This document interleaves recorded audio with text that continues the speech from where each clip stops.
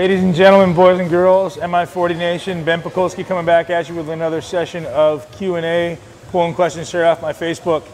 I chose this one in particular, even though it wasn't next in line, and because it's from one of my most loyal Hypertrophy Max members and one of the most brilliant contributors to our forums.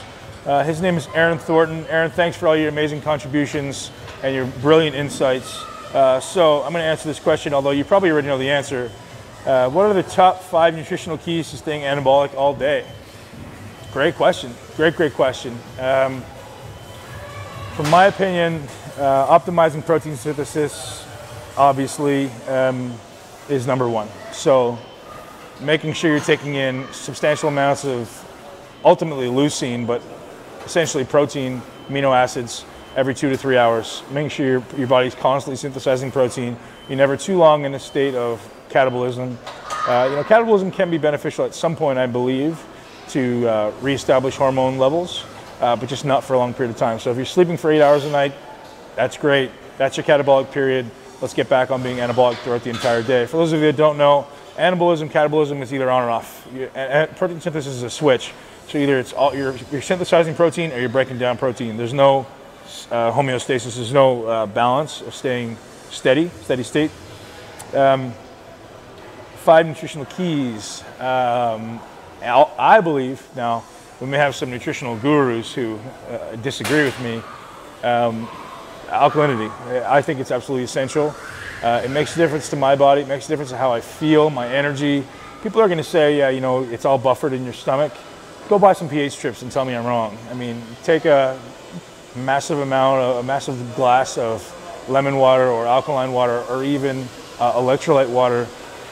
Test your pH again an hour later, see what it is. I guarantee your pH will be different. Whether it's substantially different or not is a different story.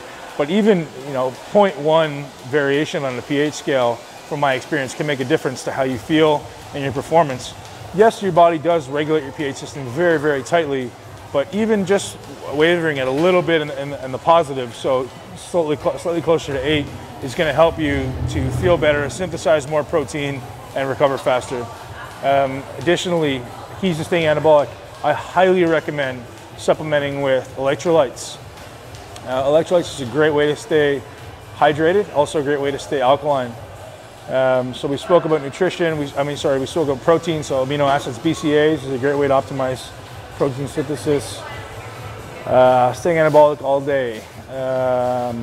Optimize insulin sensitivity. So if you're taking in too many carbohydrates, your body's going to become insulin resistant. Your hormones are going to be out of whack. You're likely to get fat. Your estrogen is going to go up. Your cortisol is going to be up. I highly suggest optimizing insulin sensitivity and only taking in carbohydrates when you need it. Carbohydrates is not an essential nutrient. Carbohydrates is a conditionally essential nutrient, so your body can produce it when it needs. So lots of healthy fats, lots of healthy protein, lots of vegetables, and only starchy carbs when you need it. I'm just as guilty as everybody else. I like eating carbohydrates from time to time, so I eat it off season. The 5th and final I'm going to say is sleep. If you're not sleeping, you're not growing. Sleep is that time for your nervous system to reset, your endocrine system to reset. It's absolutely necessary for your body to recover and start the next day moving in the right direction.